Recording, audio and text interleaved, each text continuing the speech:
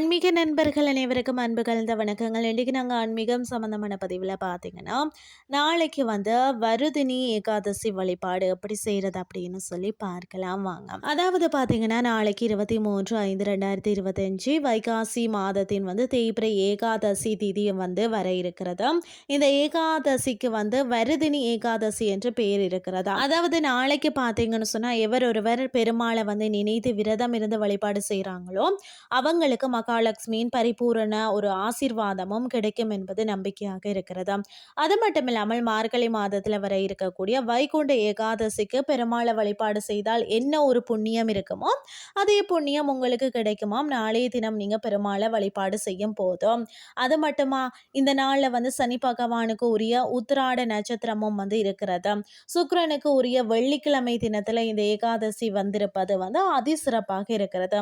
சனி பகவானால் வாழ்க்கையில இருக்கும் பிரச்சனைகள் நீங்க வேண்டும் என்றாலும் நாளைக்கு வந்து பாத்தீங்கன்னா பெருமாளை வழிபாடு செய்யணும். நாளைய தினம் அதிகாலை வேளையிலே பாத்தீங்கன்னா எழுந்து சுத்தபத்தமாக குளித்துட்டு பெருமாளை நினைத்து வந்து விரதத்தை துவங்கலாம். விரதம் இருப்பது உங்கள் உடல் ஆரோக்கியத்தை பொறுத்தது. நாளை மாலை வந்து பாத்தீங்கன்னா கட்டாயம் இந்த 2 இலைகளை வந்து உங்கள் வீட்டிற்கு வந்து நீங்க எடுத்து வரணும்.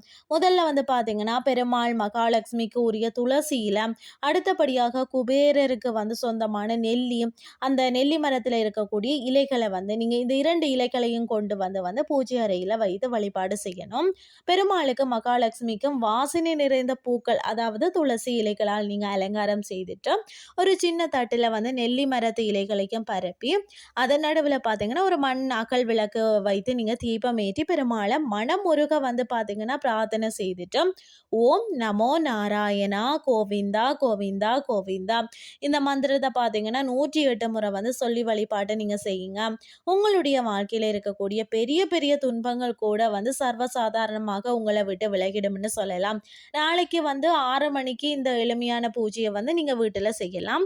முடிந்தால் வந்து நாளைக்கு வீட்டு பக்கத்தில் இருக்கக்கூடிய பெருமாள் கோவிலில் கூட நீங்கள் போய் வந்து பெருமாளையும் மகாலட்சுமியையும் வந்து தரிசனம் செய்தும் அந்த கோவிலில் இருக்கக்கூடிய கொஞ்சம் வந்து துளசியில கொஞ்சம் தீர்த்தத்தையும் கொண்டு வந்து நீங்கள் உங்களோட வீட்டு பூஜை அறையில் வந்து வைக்கலாம். அதாவது பார்த்தீங்கன்னா வீட்டில் இருக்கக்கூடிய தரித்திரம் வந்து முழுமையாக நீங்கும்னு சொல்லலாம். நாளைக்கு வரக்கூடிய ஏகாதசி திதி நாளை மாலை அதாவது வெள்ளிக்கிழமை மாலை 6:45 மணி வரை மட்டும் இருக்கிறது. அதனால் வந்து உங்களுடைய வழிபாட்டு முறைகளை வந்து நீங்கள் இந்த நேரத்தில் நீங்கள் நிறைவு செய்து கொள்ளலாம்.